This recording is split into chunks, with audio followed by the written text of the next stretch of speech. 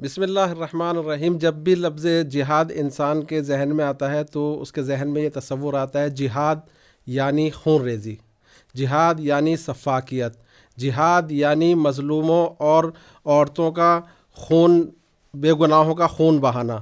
تو کیا یہ معنی جہاد کے صحیح ہے یا نہیں؟ ایسا لگتا ہے کہ لوگوں نے اپنی طرف سے جہاد کے معنی بنا لیے ہیں. تو ضرورت یہ ہے کہ جہاد کے صحیح معنی بیان کیے جائیں اور اس کی وضاحت کی جائے. اسی لیے آج کا یہ پروگرام ہمارے اسٹوڈیو میں اس پروگرام کے لیے آئے ہیں حجت الاسلام والمسلمین جناب مولانا علی عباس خان صاحب قبلہ. ہم آپ کا شکریہ ادا کرتے ہیں اور خیر مقدم کرتے ہیں کہ آپ ہمارے پروگرام میں تشریف لے کر آئے. آپ کا بھی بہت بہت شکریہ کہ یہ موقع ملا کہ انشاءاللہ آج اس موضوع کے اوپر ہم گفتگو کریں. اور ہمارے دوسرے مہمان ہیں عالی جناب مولانا کاظم بھوجانی صاحب قبلہ. ہم آپ کا خیر مقدم کرتے ہیں اور آپ کا شکریہ ادا کرتے ہیں کہ آپ آج کے اس پروگرام میں تشریف لائے. آپ کا بھی بہت بہت شکریہ. اہم موضوع ہے انشاءاللہ اور ایک اس پر مفید اور اچھی گفتگو آج ہوگی انشاءاللہ. انشاءاللہ. ہم سب سے پہلا سوال قبلہ حجت الاسلام والمسلمین علی جناب مولانا علی عباس خان صاحب سے کرنا چاہیں گے کہ قبلہ جہاد کے معنی کیا ہیں اور دفاع کسے کہتے ہیں؟ اعوذ باللہ من الشیطان الرجیم. بسم اللہ الرحمن الرحیم. والحمد للہ رب العالمین وصلی اللہ علی محمد و اہل بیتہ الاطیبین الاطہرین. ہر مکتب کی طرح دین اسلام میں بھی الفاظ ایک خاص معنی کی طرف اشارہ کرتے ہیں. لفظ جہاد جس کا روٹ ورڈ جو ہے وہ جہد یا جہد ہے، یہ کوشش کے معنی میں ہے، یعنی انسان محنت کے ذریعے سے کسی مقصد تک کے پہنچے، کوشش کرے، اسے کہا جاتا ہے جہاد. آپ دیکھیں اسلامی روایات میں بھی اسی بات کی طرف اشارہ کیا گیا ہے. جیسے مولا کائنات حضرت علی علیہ الصلاۃ والسلام فرماتے ہیں جاہدوا فی سبیل اللہ، خدا کی راہ میں آ کے جہاد کرو. اب اگر یہیں پہ آ کے رک جائیں گے تو لوگ سوچیں گے جہاد کرو کا کیا مطلب ہے. حضرت نے خود وضاحت فرمائی ہے بے ایدیکم، اپنے ہاتھ کے ذریعے سے. خوب ہاتھ کے ذریعے سے کھیتی باڑی بھی ہو سکتی ہے، ہاتھ کے ذریعے سے دوسرے لوگوں کی مدد بھی ہو سکتی ہے، بہت سے کام ہو سکتے ہیں. پھر حضرت فرماتے ہیں فَإِن لَمْ تَقْدِرُوا، اگر تم ہاتھ کے ذریعے سے جہاد نہیں کر پا رہے ہو فَجَاهِدُوا بِأَلْسِنَتِكُمْ، تو اپنی زبانوں کے ذریعے سے زبان سے جہاد کرو. زبان سے جہاد کرو یعنی اچھائیوں کی طرف دعوت دو، برائیوں سے آ کے لوگوں کو روکو. پھر حضرت فرماتے ہیں فَإِن لَمْ تَقْدِرُوا، اگر آپ زبان کے ذریعے سے بھی کچھ نہیں کر پا رہے ہو فَجَاهِدُوا بِقُلُوبِكُمْ، اپنے قلب کے ذریعے سے آ کے جہاد کرو. قلب کے ذریعے سے جہاد کا مطلب کیا ہے؟ یعنی اچھی چیزوں کی محبت اپنے دل میں پیدا کرو، بری چیزوں کی نفرت اپنے دل میں پیدا کرو. تو آپ دیکھیں معنی کتنا وسیع ہے. جی، معنی کتنا صرف آ کے جو ہے وہ جو ذہن میں آ رہا ہے کہ بس جہاد کا مطلب جو ہے وہ لڑائی ہے، ایسا نہیں ہے.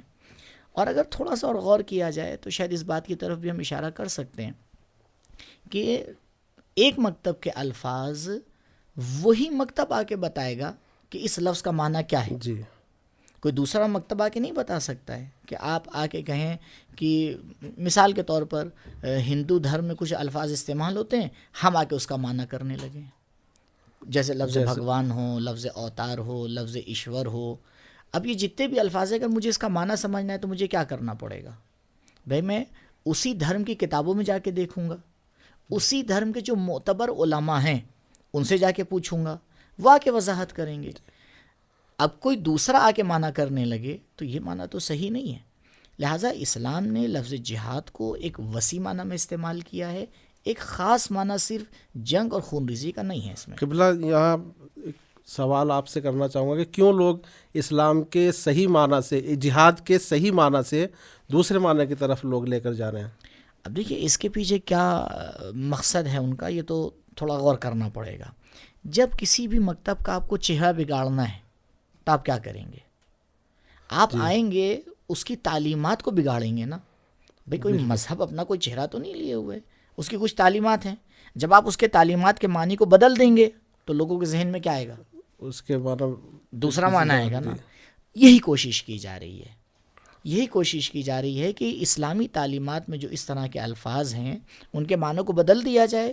جب معنی بدل لیا جائے گا اور اس طرح سے اس کی تبلیغ کی جائے گی, اس طرح سے میڈیا پہ اس کو آگے بیان کیا جائے گا, تو سننے والے کو کیا پتہ کہ حقیقت کیا ہے.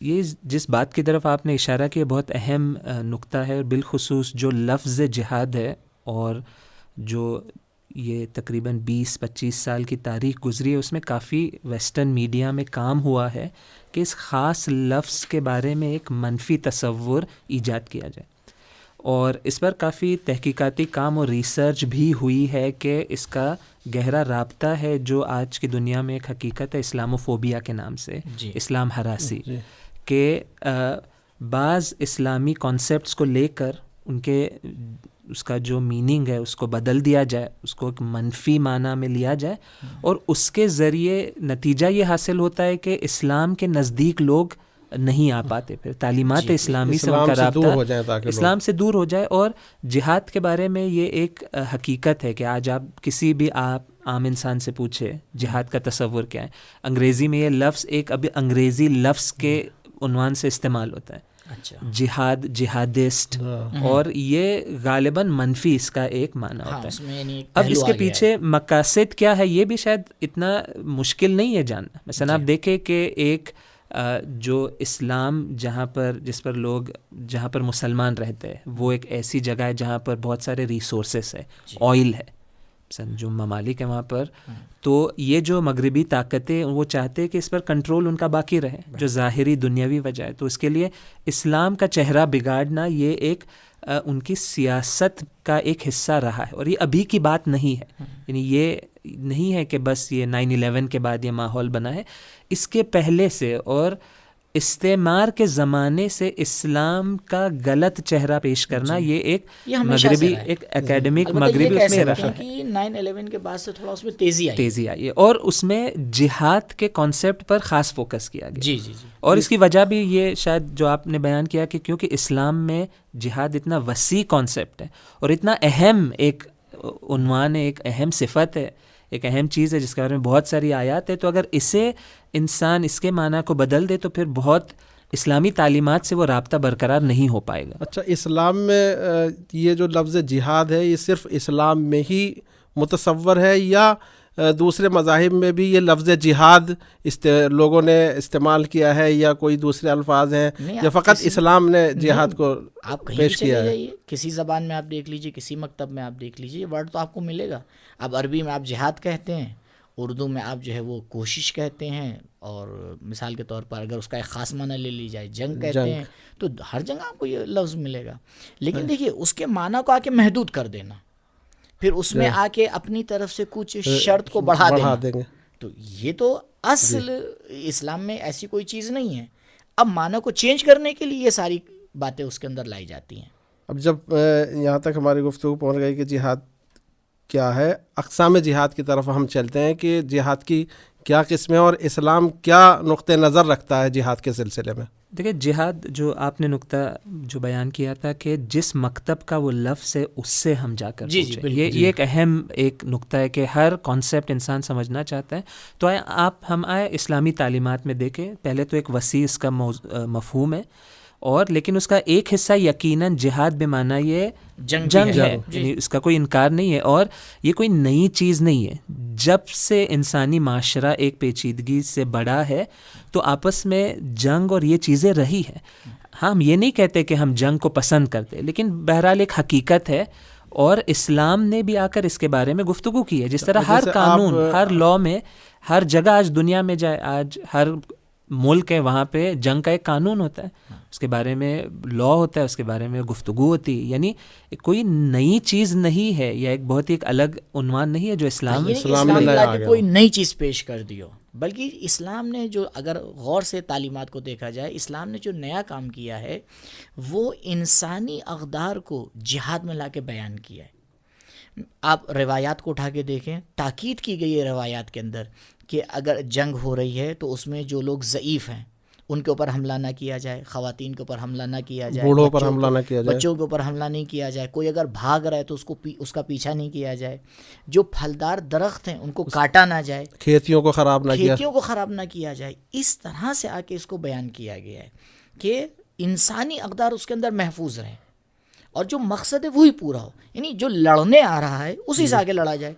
اب اس کا مطلب یہ نہیں کہ آپ کو اس بات کی اجازت مل گئی کہ اگر ایک آدمی لڑنے آ رہا ہے تو آپ اس کے پورے خاندان کو آ کے ختم کر دیجئے. اگر ایک قبیلہ لڑنے آ رہا ہے تو آپ جو ہے وہ پورے اس ملک کو آ کے برباد کر دیجیے. اچھا، یہ جو ہم جہاد کا لفظ استعمال کرتے ہیں، یا جہاد فقط دفاع کے لیے ہے یا ابتدائی طور پہ آپ جا کے جنگ کر سکتے ہیں؟ جب اسلام اور فقہا اور علماء جہاد کی گفتگو کرتے ہیں تو انہوں نے اس کو تقسیم کیا ہے جہاد ابتدائی میں اور جہاد دفاعی. غالباً جو صورتحال پیش آتی ہے اور بہت سارے مواقع میں یہ ہوتا ہے کہ ایک دشمن ہے جو انسان پر، ایک معاشرے پر، ایک کمیونٹی پر، ایک ملک پر حملہ کرتا ہے اور وہاں پر دفاع کا موقع ہوتا ہے.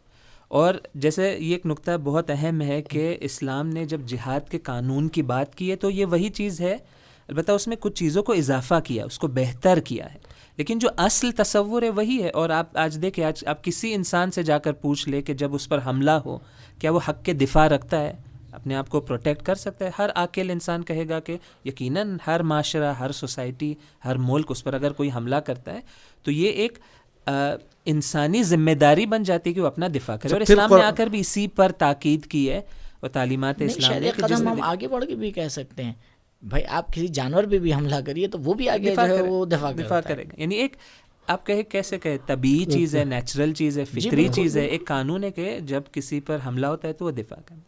جہاں تک جہاد ابتدائی کا تصور ہے اس کے بارے میں دو اہم نقطے. ایک یہ کہ غالباً شیعہ فقہا ان کی نظر یہ ہے کہ وہ امام معصوم کا حاضر ہونا ضروری ہے. اگر جہاد ابتدائی اگر اس کو جہاد ابتدائی کو اگر اور واضح کریں، جہاد ابتدائی کسے کہتے ہیں، کیا ہے جہاد ابتدائی؟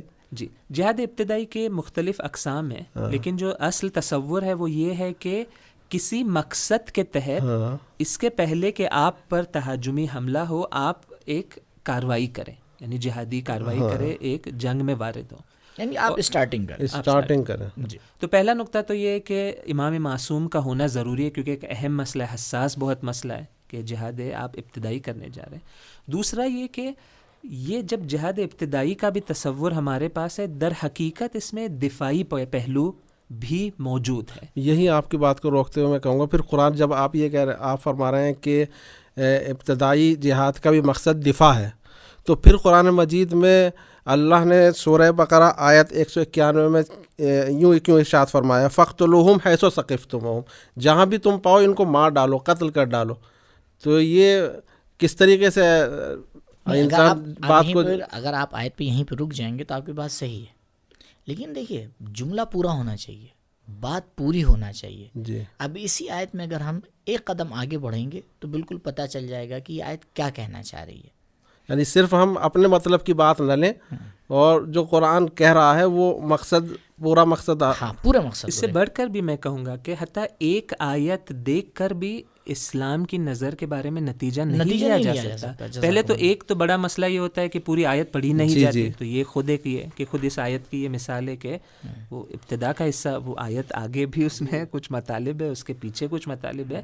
لیکن حتیٰ اس سے بڑھ کر انسان جب قرآن کو سمجھنا چاہے تو ایک آیت ہو، اس کے ساتھ تمام دیگر آیات اور روایات، تعلیمات کو مجموعی طور پہ ساتھ میں دیکھ کر، اور یہی وہ طریقہ ہے جو ہمارے فقہا جنہوں نے اختیار کیا ہے کہ تمام آیات کو ساتھ میں دیکھ کر ایک نتیجہ لیا جائے. یعنی گویا کچھ لوگ جو خود ہم میں سے آئے، اور جیسے وسیم رضوی جیسے لوگ، انہوں نے اب کچھ اپنے مطلب کی باتیں لیں اور یہ کہا کہ کچھ آیات قرآن مجید میں جہاد کے سلسلے میں ان کو قرآن سے نکال دیا جائے. تو گویا ان کی بھی نظر جو ہے وہ صرف اپنے مطالب کی بات لی، مقصد کی. کیونکہ دیکھیے ہم ایک مرتبہ یہ ہوتا ہے کہ ہم اپنی ایک ذہنیت بناتے ہیں اور اس کے بعد جاتے ہیں ایک چیز کو پڑھتے ہیں اور اپنی ذہنیت کے اعتبار سے اس کا معنی کرتے ہیں، اور اتنا ہی پڑھتے ہیں جتنا ہماری ذہنیت کے ساتھ میچ کر رہا ہے، جتنا ہم سمجھ رہے ہیں بس. لیکن ایک دفعہ نہیں، پوری بات کو پڑھ کے سمجھنے کی کوشش کرتے ہیں کہ یہ کہہ کیا رہا ہے، کہنے والے نے کیا کہنا چاہ رہا ہے، قرآن کیا کہہ رہا ہے، خداوند متعال قرآن میں کس بات کو کہنا چاہ رہا ہے. تو اس کے لیے ایک آیت بھی کافی نہیں ہوگی، آپ کو اس سبجیکٹ سے متعلق جہاں پر بھی بات آئی ہے سب کو دیکھنا پڑے گا. لہٰذا اسی طرح سے جو آپ نے آیت کی طرف اشارہ کیا، یہ آیت بھی اسی طریقے سے اگر اس کے آگے دیکھا جائے گی، پروردگار اس میں کہہ رہا ہے کہ بھائی ان لوگ نے تمہیں باہر نکالا ہے تو اب تم جو ہے اپنا حق آ کے لو، اور جو اس طرح کے لوگ ہیں ان کی آ کے مدد کرو. تو آیت اس اعتبار سے آ کے بیان کر رہی ہے.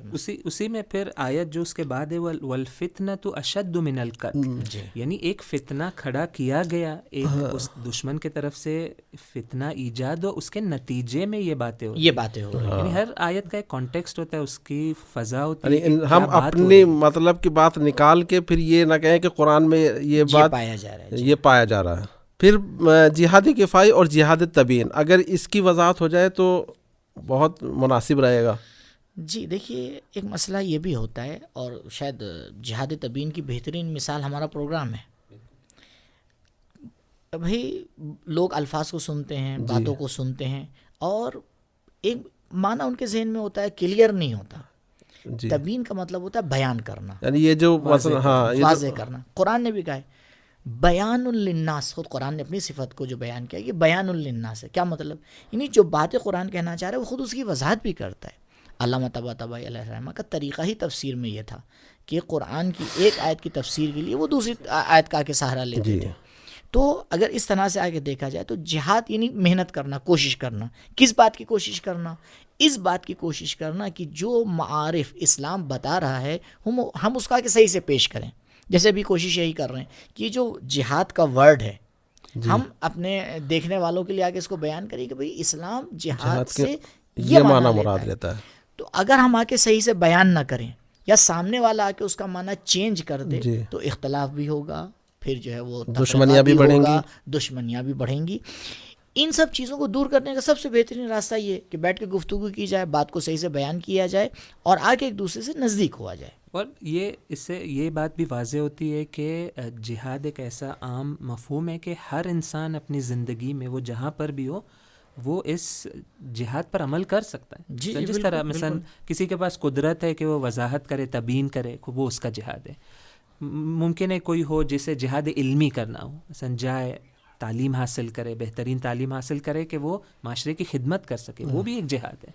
کہیں پہ وہ خلا دے کے، کمی دے کے اسے جائے اس کو پورا کرے، یہ بھی ایک قسم ہے جہاد کا. اور وہی ثواب جو ایک مجاہد کے لیے قرآن میں ذکر ہوا ہے، احادیث میں، وہ اس کے لیے بھی موجود ہے. یعنی یہ ایک ایسی چیز ہے، ایک ایسی فضیلت ہے جو ہر انسان اپنے اطراف میں دیکھے کہ وہ موقع کا کون سا ہے جہاں پر انسان جہاد کر سکتا ہے، اس میدان میں وارد ہو جائے تو وہ فضیلت اس کے لیے بھی موجود ہے. جیسے کہ روایت بھی ہے کہ عالم کے قلم کی روشنائی شہید کے خون سے زیادہ افضل ہے. یہ اسی طرف اشارہ کرتی ہے کہ جہاد صرف خون ریزی کا نام نہیں ہے بلکہ دوسری چیزوں کو بھی جہاد کہا جاتا ہے. جیسے علم جہاد ہے، اور اپنی تحریر کے ذریعے سے، تحقیق کے ذریعے سے انسان کوئی چیز سامنے پیش کے ذریعے سے کردار. البتہ اس کا معنی یہ نہیں ہے کہ جو اسلحے کا جہاد ہے وہ اسلام میں نہیں ہے، یعنی یہ غلط تصور بھی انسان نہ ہو. جہاد کے الگ الگ اقسام ہیں. ایک جہاد ہے اپنے قلم کے ذریعے ہوگا، ایک جہاد ہے جو ممکن ہے میڈیا کے ذریعے، آج میڈیا میں اتنی ضرورت ہے. ایک جہاد ہے جو تربیت کے ذریعے انسان شخصیت، اپنی پرورش دوسروں کی شخصیت پر اثر ڈالے.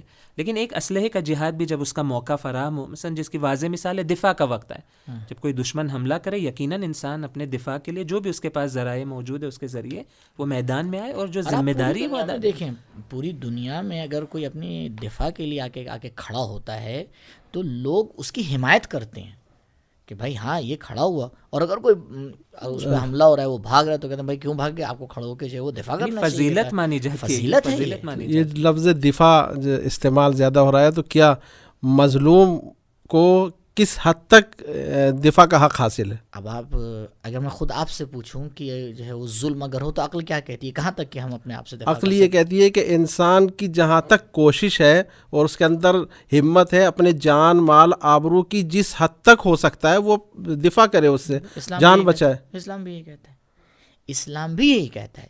یعنی پھر میں اسی بات کی طرف اشارہ کرنا چاہوں گا کہ دیکھیں یہ تصور ہے ہی نہیں کہ اسلام نے کہیں پہ آ کے سختی سے کام لیا ہے، کہیں پہ آ کے خونریزی کی طرف اشارہ کیا ہے، نہیں، بلکہ یہ ایک چہرے کو خراب کرنے کی کوشش کی جا رہی ہے. چہرہ بگاڑا جا رہا ہے. آپ کسی بھی مکتب میں جائیے، میں نے بیچ میں شاید اشارہ بھی کیا تھا کہ جانور کے بھی آپ حملہ کریں گے تو وہ بھی کھڑا ہو جاتا ہے سامنے. تو اس کو کون منع کرتا ہے؟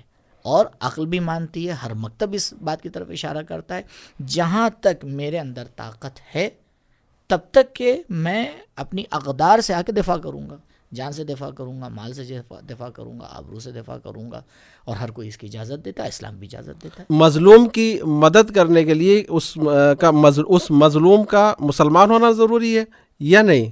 غیر مسلمان کی بھی آپ مدد کر سکتے ہیں؟ تو یہ بھی جو آپ کا سوال ہے اس کا جواب بھی واضح ہے کہ مظلوم ہوتا ہے، اس میں دین یا مذہب کی کوئی قید نہیں ہے، شرط نہیں ہے، اور اس کی بہت ساری مثالیں ہمارے پاس ہیں۔ مثال کے طور پر یہ معروف جو حدیث ہے جو شیعہ اور اہل سنت کی کتابوں میں نقل ہوئی ہے کہ من سمع رجلا ینادی یا للمسلمین فلم یجبہ فلیس بمسلم۔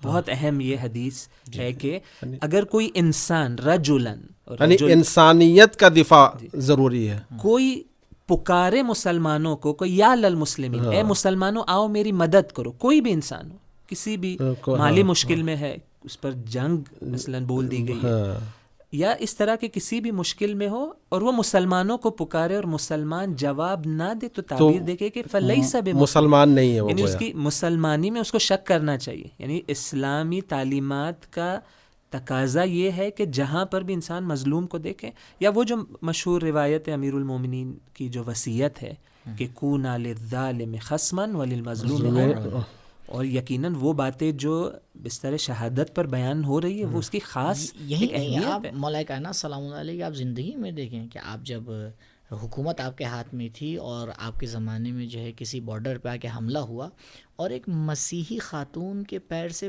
پازیب جو ہے وہ لے گئے، تو مولا کائنات سلام اللہ علیہ نے فرمایا کہ اگر اس بات کے غم میں انسان مر جائے تو میں اس کو ملامت نہیں کروں گا، میں نہیں کہوں گا یہ کیوں مر گیا، کیوں؟ کیونکہ ہم دفاع نہیں کر پائے، کیوں تم جو ہے وہ آ کے، ولو وہ خاتون مسیحی تھی، مسلمان نہیں تھی، تو کہیں بھی اسلام نے اس بات کی طرف جو ہے وہ قید نہیں لگائی ہے کہ ہمیں مدد کرنا ہے تو آ کے پہلے دین دیکھیں، نہیں۔ حتی سورہ مبارک نساء آیت نمبر 75، اگر اس آیت کے اوپر ہمارے ناظرین جائیں، غور فرمائیں تو دیکھیں اس میں کہا گیا ہے کہ جو مستضعف ہے، جس کو مدد کی ضرورت ہے، اور قرآن باقاعدہ کہنا چاہیے کہ اس طرح سے کہہ رہے کہ کیوں تم ایسا نہیں کرتے ہو، کیوں تم جو ہے وہ مستضعف کی جو مستضعف یعنی ایسا شخص، ہاں یعنی دیکھیں ایک تو ہوتا ہے ضعیف، بھائی کمزور ہے، ایک جسے کمزور بنا دیا گیا ہے، جی اس کو مستضعف کہتے ہیں۔ کیسے کمزور بنا دیا گیا ہے؟ اس کے حقوق کو پامال کر دیا گیا ہے، اس کے اوپر حملہ بول دیا گیا ہے، تو اب یہ مستضعف ہے، ایسی حالت میں وہ ہے کہ وہ اپنا دفاع بھی ابھی نہیں کر پا رہا، یعنی اتنا اس کو ضعیف، ایک تو معمولی ضعیف ہوتا ہے کہ بھئی وہ کسی طرح اٹھ کر اپنے حق کا دفاع کرے، لیکن ایک کبھی مستضعف استضعاف کی حالت یہ ہوتی ہے کہ وہ مقابلہ نہیں کر سکتا، تو قرآن کہہ رہا ہے کہ آپ ہم جائے اس کی مدد کریں، اس کی حمایت کریں، تو یہ کافی اہم ایک چیز۔ یہاں تک کہ آیت نے آ کے کلیئر کر دیا ہے کہ بھائی وہ مستضعف چاہے مرد ہو، چاہے خواتین ہو، چاہے بچے ہوں، چاہے بوڑھے، تم آؤ اس کی طرف سے کھڑے ہو۔ اب آپ اس میں کہیں آپ نہیں دیکھیں گے کہ مذہب کی قید لگائی گئی ہے۔ اور ایک بار درخواست ہے میری ناظرین سے، دیکھیں بہت باتیں سننے میں آتی ہیں، ایک بار چاہے صحیح تاریخ اسلام کا مطالعہ کریں، دیکھیں صحیح تاریخ کا جب آپ مطالعہ کریں گے آپ کو پتہ چل جائے گا کہ کتنی جگہ پہ جو ہے وہ رسول اکرم صلی اللہ علیہ وسلم آگے بڑھے ہیں۔ اسی لیے میں نے پڑھا ہے کہ جب لشکر کو آپ جنگ کے لیے بھیجتے تھے تو لشکر کو پہلے بلاتے تھے اور اس کمانڈر کو بلاتے تھے اس کے، اور سب سے اس وقت کہتے تھے کہ مظلوموں کو اور عورتوں کو، بوڑھوں کو، بچوں کو اور کھیتیوں کو خراب نہ کرنا، مرد عورتوں کو قتل نہ کرنا۔ یعنی اسلامی جو جنگ کے قانون و آداب ہے اس میں یہ انسانی اور معنوی اقدار اور جو ویلیوز ہے یہ بہت اہم ہے۔ یعنی اسلام صرف جنگ کو اس عنوان سے نہیں دیکھتا کہ بس دفاع ہے یا کچھ جنگی لوگوں کو مارنا ہے، خونریزی کرنی ہے، یقیناً وہ تو نہیں ہے کہ کسی بے گناہ کو مارنا ہے یا بغیر وجہ کے کسی کو قتل کرنا ہے، یقیناً وہ نہیں ہے۔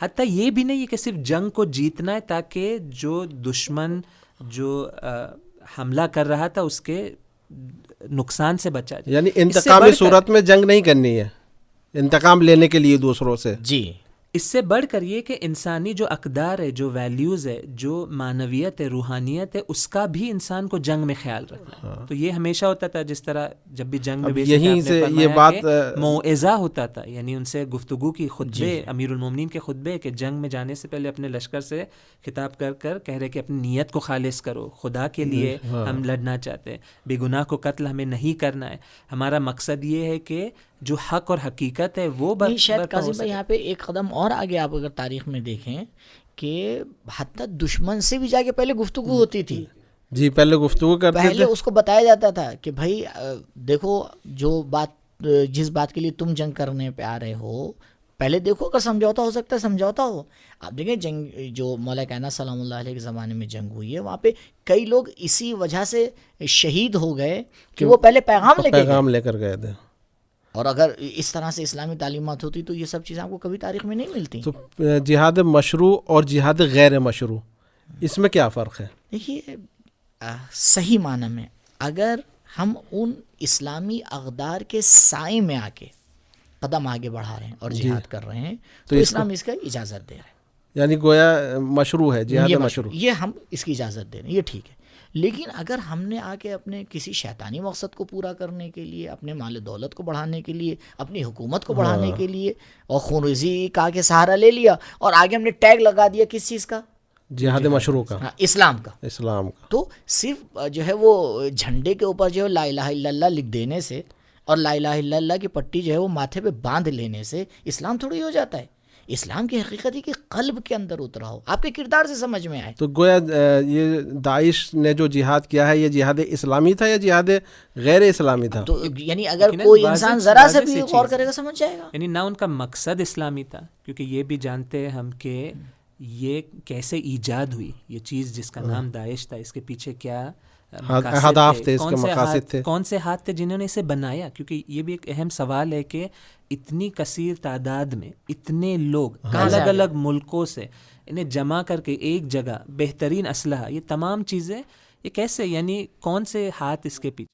تو نہ اہداف اس کے کوئی انسانی اہداف، ملک میں انسان ایک جو ہے وہ اسلحہ خریدنے کے لیے وہ اپنی پوری عمر بھی لگا دے تو شاید نہیں خرید پائے گا، لائسنس آسانی سے نہیں ملتا ہے گا، تو یہ آپ کہاں سے جو ہے وہ اتنا بڑا آپ کو سب کچھ مل گیا؟ یہ ظاہراً واضح سی بات ہے کہ یہ جو آئسس نام کی چیز تھی، نہ مقاصد جو ان کے تھے وہ اسلامی تھے یا انسانی تھے یا وہ تھے جو انسانیت کے لیے مفید۔ تو آپ دیکھیں فائدہ کس کو ہوا؟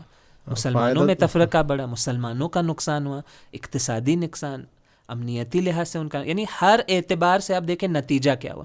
یعنی ایک بہترین طریقہ یہ ہوتا ہے ہم دیکھنا اور چاہیے کہ اسلام کا چہرہ بگاڑ کے پبلک کے سامنے پیش کیا، یعنی آپ نے موقع دے دیا، جو بھی میڈیا ہے وہ ویسے بھی چاہ رہا ہے اسلام کا چہرہ بگاڑے، آپ نے ایک تیار موقع دے دیا کہ آپ اسے لے اور اس پر ہمارا نام بگاڑے۔ نہ جو طریقہ کار انہوں نے اپنایا، جو جب وہ آئے، ابھی آپ دیکھیں مثال کے طور پر کوئی بھی اپنے ہاتھ میں صلیب لے کے نکل جائے، وہ آ کے پلس کا نشان لے کے نکل جائے تو ہم اس کو کہتے ہیں کہ عیسائی ہے، کرسچن ہے۔ نہیں، دیکھنا پڑے گا کہ اقدار کو لے کے کون چل رہا ہے، اور ایسا اب جب ہم آگے صحیح سے غور کریں گے تو سمجھ میں آ جائے گا کہ دشمن کدھر سے کام کر رہا ہے، اور ہمیں صحیح سے آ کے اس بات کو سمجھنا چاہیے کہ فائدہ کس کا ہو رہا ہے۔ آپ صرف اس نقطے پہ آ کے ٹک جائیں کہ آپ دیکھیں اس کام سے فائدہ کس کا ہو رہا ہے، فوراً سمجھ میں آ جائے گا کہ یہ مسئلہ کیا ہے، اس کے پیچھے اہداف کیا ہیں۔ اور اب یہ جو چیز تھی آئسس کے نام سے یہ ختم ہو چکی ہے، آج سب کے لیے واضح ہے کہ یہ کیا چیز تھی، یعنی اس میں اب کوئی ابہام باقی نہیں رہا ہے، یعنی تمام مسلمان جو تھے، تمام فرق جو ہے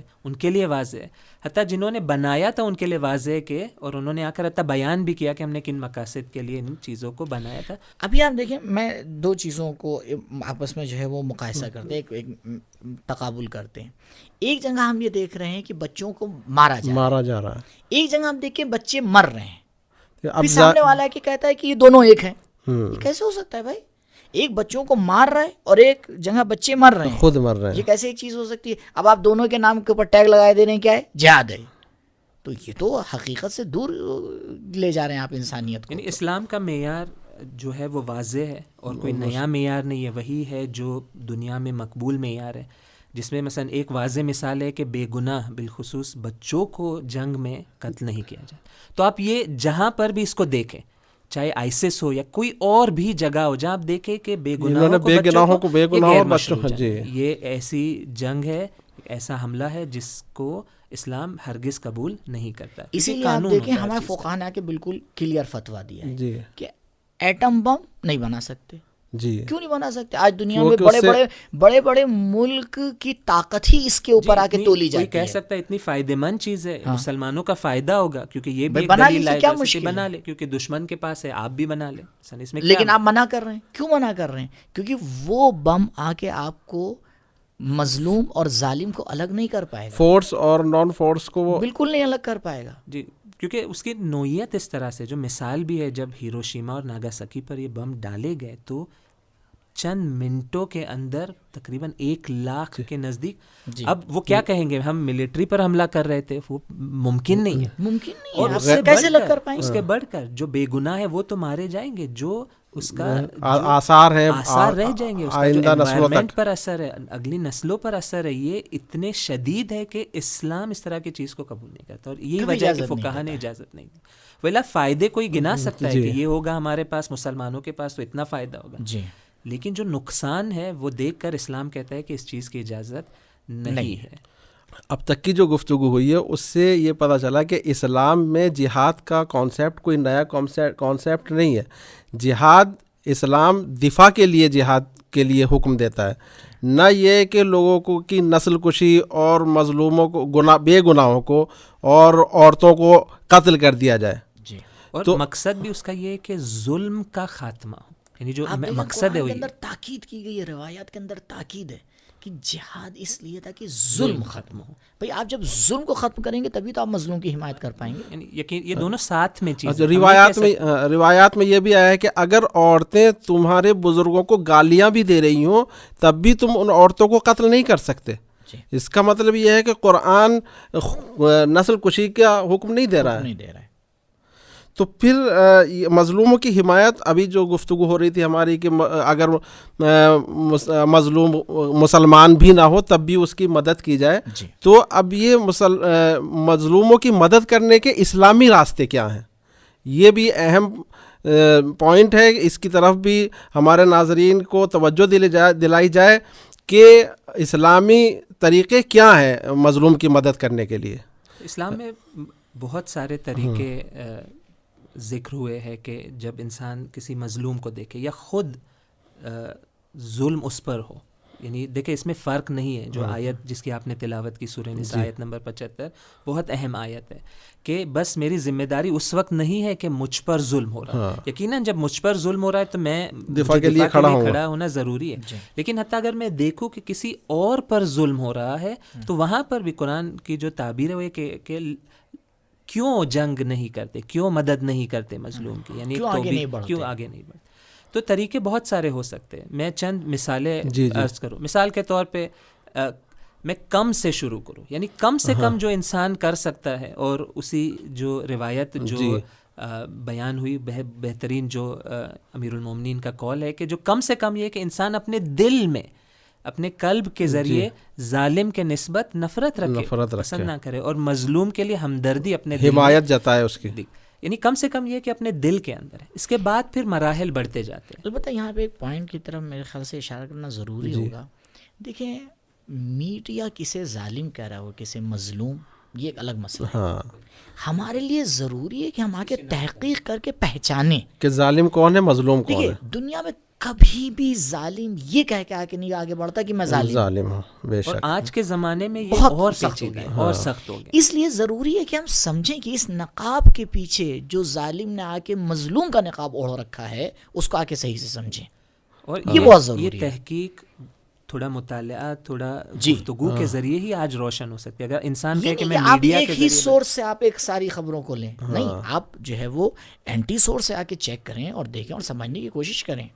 تو یہ یقیناً اہم نقطہ ہے کہ اس کو مشخص کرنا, تشخیص دینا کہ کون ظالم ہے, مظلوم ہے. جی, تو کیا ظالم کے پروڈکٹ کا یہ بھی ایک طریقہ ہے کہ ان ظالم کے پروڈکٹ کو بائیکاٹ کر دیا جائے؟ یقیناً انسان, اور یہ بھی ایک اہم وہ ہے کہ انسان جتنے طریقے سوچ سکتا ہے وہ انسان اس پر عمل کر سکتا ہے. ایک اپنے لسان کے ذریعے, جس طرح روایت میں تھا کہ اپنے لسان کے ذریعے انسان جہاد کرے, چند لوگوں کو بٹھا کر وہ سمجھا سکتا ہے حقیقت کیا ہے. گفتگو کی تھی جہاد تبیین, وہ یہی ہے زبان کے ذریعے. پھر اس کے بعد اپنے ہاتھوں کے ذریعے جو تعبیر تھی روایت میں بھی ایدیکم، انسان جہاد کرے اپنے ہاتھوں کے.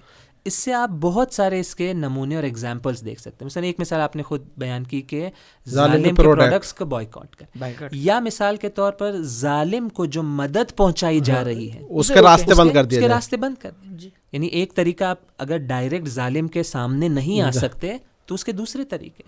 اور یہ بہت بہترین طریقے ہیں. دیکھیں ہمیں لگتا ہے چھوٹا چھوٹا سا ہے، لیکن اگر جو ظالم کمپنیاں ہیں جن کا فائدہ جو ہے وہ ظالم تک پہنچ رہا ہے، آپ دیکھیں اگر کمپنی کا فائدہ نہیں ہو رہا ہے تو وہ 1 دن 2 دن 3 دن میں جو ہے وہ بند ہو جائے بند ہونے لگتی ہے. تو اگر سب آ کے طے، لیکن یہاں پر ایک اتحاد کی ضرورت ہوتی ہے، سب آ کے مل کے کام کریں، سمجھ کے کام کریں. اور دنیا میں یہ کئی بار ہو چکا ہے کہ جب ہم آ کے یہ طے کر لیتے ہیں کہ ہمیں اس کمپنی کی چیز نہیں خریدنا ہے تو بھائی وہ آگے کیسے بڑھیں گے. اور اس میں کبھی انسان سوچتا ہے کہ میں ایک انسان یہ ایک پروڈکٹ میں استعمال نہ کروں کیا ہو جائے. یہ وہ سوچ ہے جس سے ہمیں عبور کرنا ہوگا. کیونکہ اس میں 2 چیزیں، پہلے تو یہ کہ آپ اکیلے نہیں ہیں، ہزاروں لوگ آپ جیسے. جب یہ تعاون ہوگا، میں ایک پروڈکٹ کو استعمال کرنا بند کروں گا، پھر آپ کریں گے، پھر مولانا کریں گے، یہ گویا چین آگے بڑھتی چلی جائے گی. دوسرا جو اہم نقطہ ہے، قرآن میں ایک آیت ہے کہ بنی اسرائیل کے زمانے میں ایک قوم تھی، ایک گروہ تھا، انہوں نے جا کر نہی از منکر کرنا شروع کیا. تو ایک دوسرا گروہ آیا، ان سے کہا کہ تم کیوں ان لوگوں کو روک رہے ہو برے کاموں سے، اس کا کوئی فائدہ نہیں ہے. تو دیکھیں جواب جو ان لوگوں نے دیا، کہا معذرتاً عند ربکم، کہا کہ کم سے کم ہم خدا کی بارگاہ میں عذر پیش کر سکے کہ ہم نے کچھ کیا. تو انسان اسے کم نہ سمجھے، اس کا اثر ہے. دوسرا ہے کہ انسان اپنی ذمہ داری کو انجام دے، کہے کہ میں نے کچھ کیا، مظلوم کی اپنی ذمہ داری انسان کو ادا کرنی چاہیے. محدود ہو. ایک چیز ہوتی ہے جو خداوند متعال نے انسان کی فطرت میں رکھی ہے، وہ ہوتا ہے مطمئن ہونا. جب انسان ظلم کے سامنے آ کے کھڑا ہوتا ہے اور ظالم کو اوپر حملہ نہ کر پائے، مظلوم کی دفاع نہ کر پائے، کہیں نہ کہیں اس کو بے چینی ہوتی ہے. جی، ضمیر اس کا اندر سے آواز دیتا ہے کہ میں کچھ کر نہیں پا رہا، ہے نا. تو کم سے کم وہ آگے اگر اتنا ہی قدم اٹھا لے تو اتنی اس کو ایک چین اور ایک سکون ہوتا ہے کہ چلو الحمدللہ میں نے اتنا تو کر دیا. اتنی ہی جرات کرے کہ اس کے پروڈکٹس کو استعمال نہ کرے. غور کریے، جب انسان خدا کے لیے ایک قدم آگے بڑھاتا ہے، پروردگار دیکھتا ہے کہ ایک قوم جو ہے وہ مظلوم کی حمایت کرنے کے لیے قدم آگے بڑھا رہی ہے، تو پھر پروردگار بھی آگے اس کی مدد اس کے لیے، اور پھر راستے کھلتے ہیں، دروازے کھلتے ہیں. آپ قرآن کی بہترین تعبیر دیکھیں، جناب یوسف علیہ الصلوۃ والسلام بند دروازے کی طرف بھاگ رہے ہیں. عقل کہاں سے کہتی ہے بند دروازے کی طرف کون بھاگتا ہے؟ لیکن اسی خدا پہ بھروسہ کر کے کہا نہیں، دروازے کھولنا خدا کا کام ہے، بھاگنا میرا کام ہے. بے شک بے شک. تیاری کرنا میرا کام ہے، آگے مدد کرنا اللہ کا کام ہے. اور اس میں یہ ہے کہ مومنین اور مسلمین اپنی طاقت کو کم نہ سمجھیں. کبھی یہ ہو جاتا ہے کہ ہم یعنی مایوس ہو جاتے ہیں، ہم یہ سوچتے ہیں کہ یہ ایسا ظالم ہے اور یہ اتنے مظلوم ہے، میں اس میں کیا کر پاؤں گا. انسان اپنی ذمہ داری کو، اس کو قدم آگے بڑھانا چاہیے، پھر دیکھے کہ نتیجہ کیا ہوتا ہے. اور یقیناً تاریخ میں اس کا سابقہ رہا ہے، بھی ریسنٹ ہسٹری میں بھی رہا ہے کہ ایک کم تعداد نے، جو ضعیف تھے، انہوں نے آ کر ایک کثیر تعداد پر غلبہ کیا. قرآن نے بھی اس کی طرف اشارہ کیا ہے کہ نہیں، تم اپنا عزم جزم رکھو، تم اپنے ارادوں کو مستحکم بناؤ، اپنے خدا کے اوپر بھروسہ کرو، اپنی تعداد کو نہ دیکھو. ایک چھوٹا سا گروہ بھی بڑے گروہ کے اوپر غلبہ حاصل کر لیتا ہے. قرآن نے کہا کم من فئۃ قلیلۃ غلبت فئۃ کثیرۃ باذن اللہ. کہ خدا پر توکل و بھروسہ یہ ایک اہم لازمی رکن ہے. الحمدللہ آج کا ہمارا یہ پروگرام بہت ہی بہترین رہا. آخر میں علی جناب مولانا کاظم بھوجانی صاحب اور مولانا علی عباس خان صاحب قبلہ کا شکریہ ادا کرنا چاہوں گا کہ انہوں نے اپنا قیمتی وقت دیا اور اتنی بہترین گفتگو کی. ہماری جو یہ گفتگو ہوئی ہے، اس گفتگو سے جو نتیجہ ملتا ہے وہ ایک نتیجہ یہ ہے کہ اسلام میں جہاد کا کانسیپٹ کوئی نیا کانسیپٹ نہیں ہے، بلکہ پہلے سے جہاد کا لفظ استعمال ہو رہا ہے. دوسری قوموں نے بھی جہاد کا لفظ کو استعمال کیا، لیکن ان کی اپنی زبان میں. جی بے شک. یعنی یہ تو ایک اہم مسئلہ ہے جس کو ہم سمجھیں کہ جہاد میں اسلام نے آ کے کوئی نئی چیز اس طرح سے داخل نہیں کی ہے، یعنی نگیٹو معنی میں، بلکہ جو بھی اسلام نے اس میں پیش کیا ہے انسانیت کو آ کے بڑھاوا دیا ہے. دوسری بات جس کی طرف ہمیں دیکھنا ہے کہ ہر جگہ اسلام نے انسانی اقدار کے اوپر آ کے ہاتھ رکھا ہے. ایک اور چیز جو ہماری گفتگو میں انشاءاللہ ہمارے ناظرین کے لیے بالکل روشن ہوئی ہوگی وہ یہ ہے کہ اسلام ہمیشہ سے آ کے تاکید کرتا ہے کہ مظلوم کی مدد کرو، مظلوم کی حمایت کرو، مظلوم کی حمایت کرو، ظالم تمہیں نہیں ہونا ہے، بچوں، عورتوں اور اب وہ جو بھی طریقہ ہو، ہاں، جو بھی طریقہ ہو، یعنی اور ایک یہاں پہ تاکید کی گئی ہمارے ناظرین سے کہ اس بات کو سمجھنے کی کوشش کریں کہ آج دنیا میں ظالم کون ہے، مظلوم کون ہے۔ صرف جھنڈا دیکھ کے، صرف ماتھے کی پٹی دیکھ کے، صرف الفاظ کو دیکھ کے، صرف میڈیا کو دیکھ کے یہ طے نہ کریں کون ظالم ہے کون مظلوم، جی، بے بلکہ شک۔ اس کے کام سے آ کے طے کریں، اس کے رزلٹ کو آ کے دیکھیں کہ یہ رزلٹ کہاں جا رہا ہے۔ اگر ہم نے اس باتوں کے اوپر غور کر لیا تو انشاءاللہ ہم سمجھ پائیں گے کہ ظالم کون ہے اور مظلوم کون ہے، اور انشاءاللہ ہماری دعا یہی ہے کہ پوری دنیا میں ظلم کا خاتمہ ہو، مظلوم اپنی اصل اور اپنی حقیقت اور اپنے حق کو انشاءاللہ پائے، اور وہ وقت دور نہیں ہے کہ آپ دیکھیں گے کہ انشاءاللہ اس دنیا میں امن اور چین کا پیغام پھیلے گا اور ظالم ختم ہوگا اور مظلوم انشاءاللہ۔ والسلام علیکم ورحمۃ اللہ وبرکاتہ۔ وعلیکم السلام ورحمۃ اللہ وبرکاتہ۔